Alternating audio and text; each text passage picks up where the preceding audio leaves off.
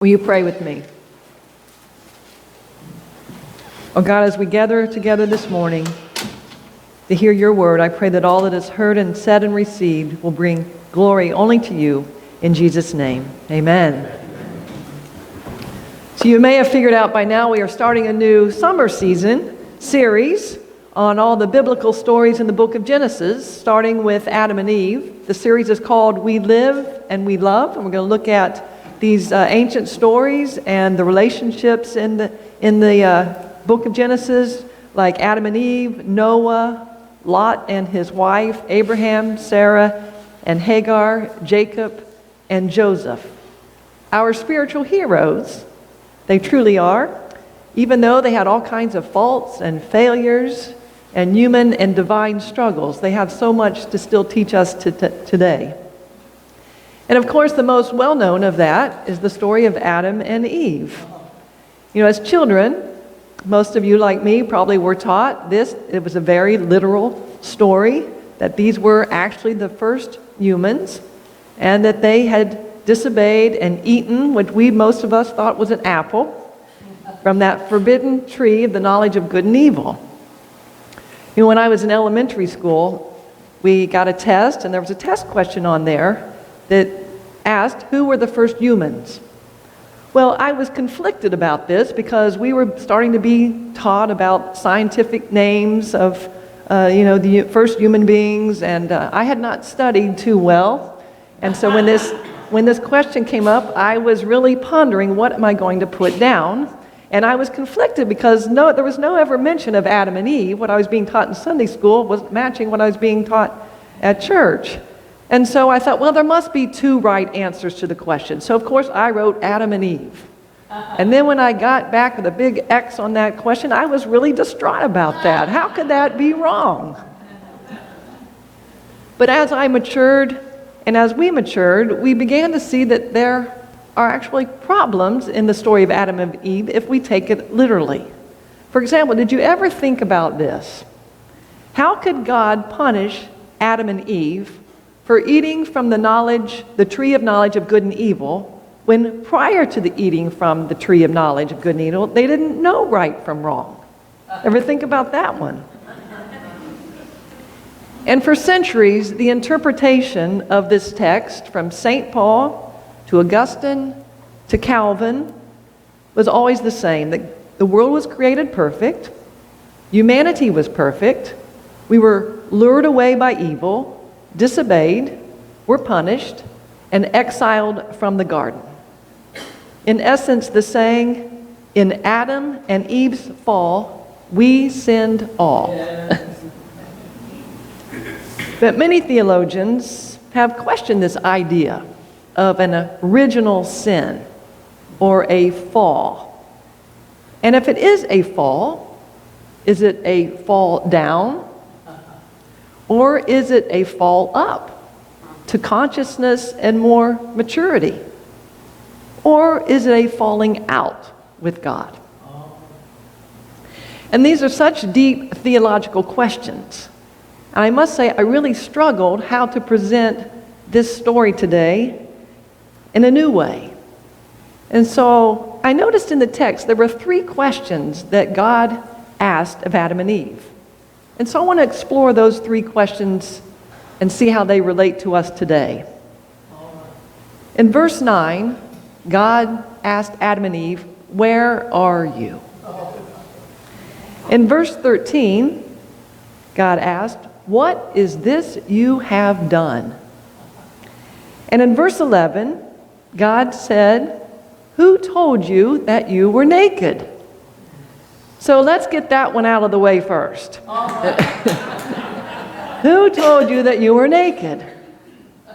You know, we've all heard that joke about the traveling Bible salesman who knocked on the door as he went around the house to house, and no one answered, so he left a note.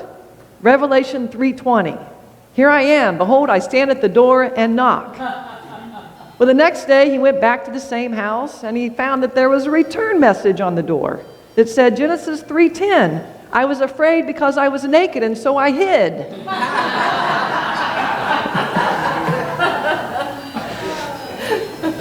When I was an adolescent, When I was an adolescent, one time, after my evening bath, I realized I had taken my bath and I forgot to bring my pajamas into the bathroom. So I had this dilemma, and I'm thinking, okay, what am I going to do? Well, my bedroom door happened to be right across the hall from the bathroom. And I thought, I can just make a run for it. And so I did, as fast as I could. I ran across the hall, like the streak, the fastest thing on 2 feet. Well, I have to tell you, I got a major scolding that you do not run through the house naked. And it seems that our parents were taught this, and their parents, and their parents, and their parents, all the way back to this ancient story in Genesis, that there is something shameful about our bodies and about who we are.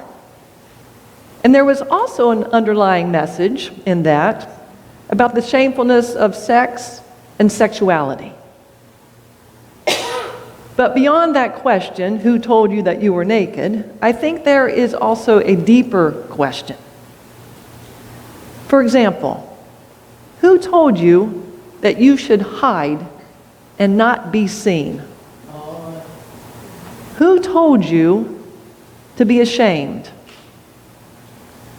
Who told you that you were guilty? Who told you that you are a sinner and a disappointment to God? And who told you to be afraid of God? In the traditional interpretation of the story that we have heard, told, and retold throughout our lives, from parents to pastors and priests, in Sunday school lessons, and in song lyrics like Jesus died for sinners such as me. One commentary that I consulted this week said that when we take this literal meaning, it has, quote, created the walls of a prison house in which generations have had to dwell among false shadows of fear and guilt and condemnation. Let me repeat that. Has created the walls of a prison house in which generations have had to dwell among false shadows of fear and guilt and condemnation. It is my belief that clothing ourselves in this guilt and in this shame and fear is damaging to our souls. And instead, I think God clothes us in love and acceptance. So the next question God asks is, what have you done? Mark Twain visited Jerusalem's Church of the Holy Sepulchre, where there is evidently a tomb of Adam. And he wrote that when he saw this tomb, he was moved to tears because he felt like he had actually found a blood relation. And whether we believe in that Adam and Eve were literal beings or not, in many ways we relate to them so intimately. We understand their dilemma. We understand their humanity. What have you done?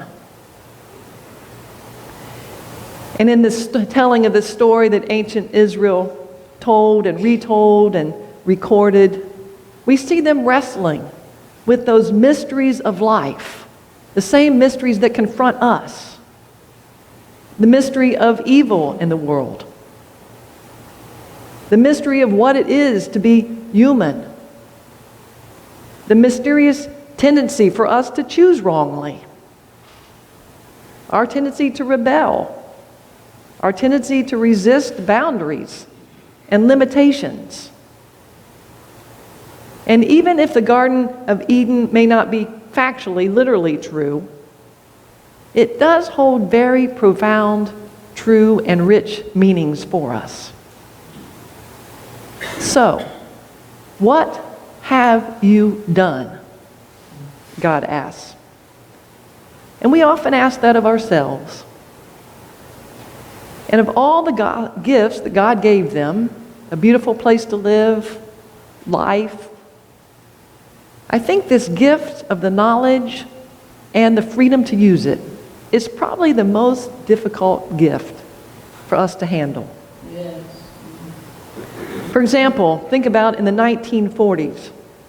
It was our scientific knowledge that allowed us to discover a way to split atoms and unleash a powerful destruction of a bomb that was just unimaginable. And when that happened, we asked, what have we done? And our more recent knowledge of machines and medicines that keep breathing, that keep blood cleansing, that keep monitoring human life and keeping us alive, sometimes longer than God probably intended. And then we might ask, what have we done? Until another human has to make that decision to turn the machines off. So the consequences of Adam and Eve's choice was that they had to leave home. Now, I remember as a young person when I left home. When I was 18, I went to college. When I was 22, this is how I moved to Florida. And yes, I had a motorcycle, and it was bright pink. And in that box, I actually was already in Florida, but my parents packed me up. And that's my dad's truck, and they packed me all up, and that's how they arrived in Florida, to my surprise. And I think about that it was my mom and dad who packed me up. And maybe that, that really is just our natural progression.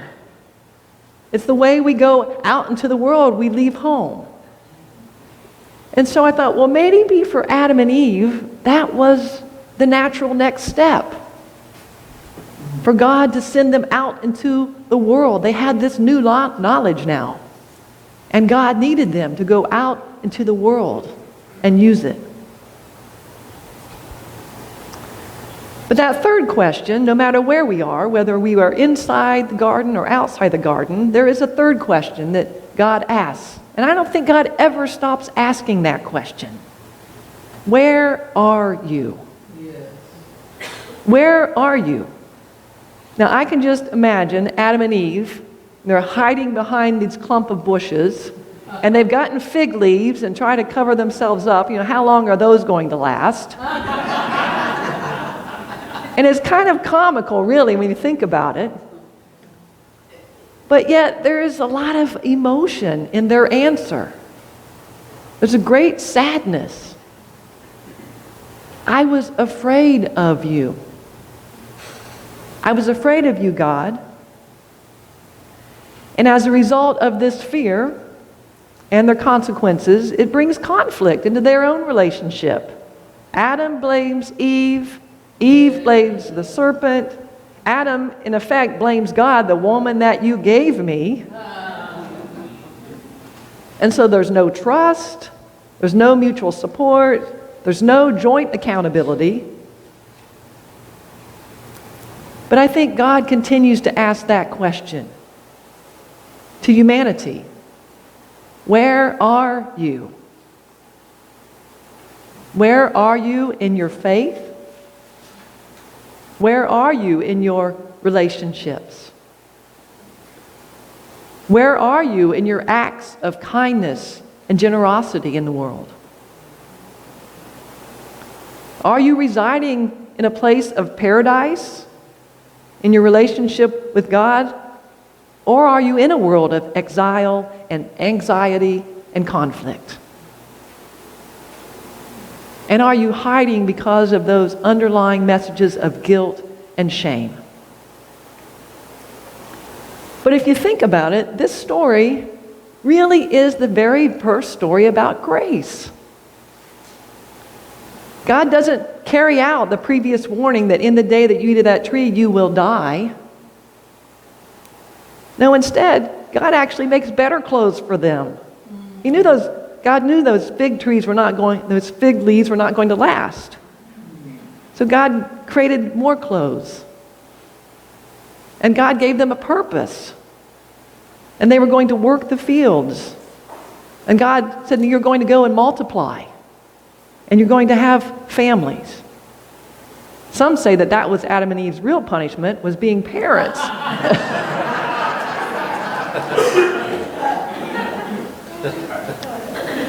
But I think there's an underlying message in this Eden story to realize that we can always be at home with God. No matter where we are, God seeks us out. And paradise is not a place, but it's a state of mind. Paradise is to be in perfect relationship with God and with others. And that can be attained, despite our imperfections and despite our bad decisions. And so today I say, may we come home. May we come home to a God who always calls us and asks, where are you? May it be so. Amen. Thank you.